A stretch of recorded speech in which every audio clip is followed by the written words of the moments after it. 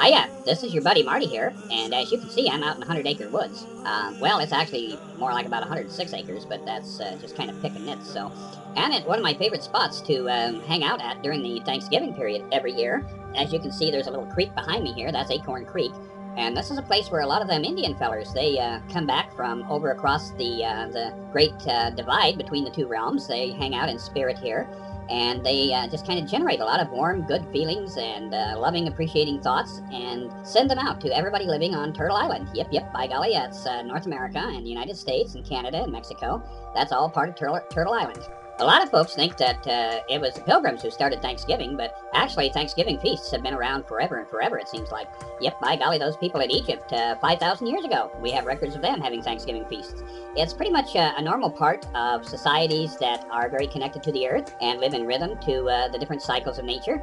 So there's always been a central theme in Native American culture around the idea of giving thanks and having appreciation for all of the abundance and beauty and joy and all of those wonderful things that are a part of our lives here as we're floating through space on Turtle Island. Yep, yep, by golly, it's all about giving thanks and being appreciative. You know, when the Pilgrims crossed the Atlantic Ocean in 1620, they landed on those rocky shores over there on the East Coast, a territory that had been previously inhabited by the Wampanoag Indians. The Wampanoags were part of the Algonquin-speaking peoples, and by golly, that was part of the woodland culture, which is the dominant Native American culture that surrounds the Great Lakes. Anyway, the Wampanoags moved several times during each year in order to get food.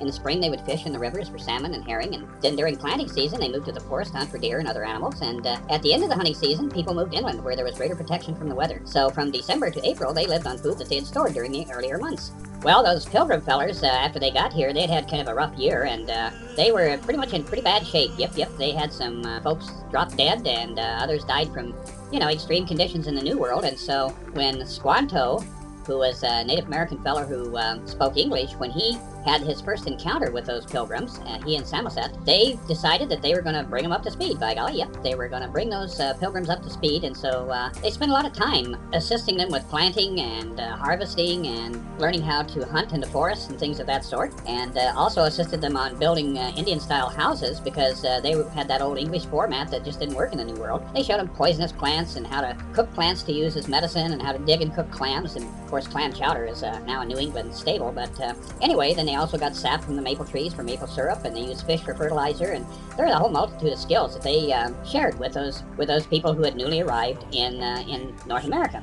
So anyway, at the end of the summer that they had shared with those Pilgrims, by golly, Miles Standish and the Pilgrims invited Squanto and Samoset to bring their families, and they'd have a big celebration. Of course, they had no idea how big Indian families could be, and so by golly, it was like 90 or 100 people showed up, and that kind of freaked everybody out. But Samoset and Squanto went out, and they got a bunch of wild turkeys and fish and beans and squash and corn and soup and berries and cornbread, and made a contribution, and by golly, everybody got together and had a big feast, and they called it the first Thanksgiving. Well, that's what we're celebrating right now. Yep, yep, how those Indian fellers and those English fellers got on the same page. Didn't last for very long, but hopefully in the future here we'll see more harmony and cooperation between all of the tribes on planet Earth, but that's really what Thanksgiving is all about. So, now that you know all about Thanksgiving and how it came about, and I've made you aware of how there are these invisible people around right now, especially this time of year, these spiritual beings who are Native Americans who are connected to this land, just be aware of the fact that everybody is working for universal harmony,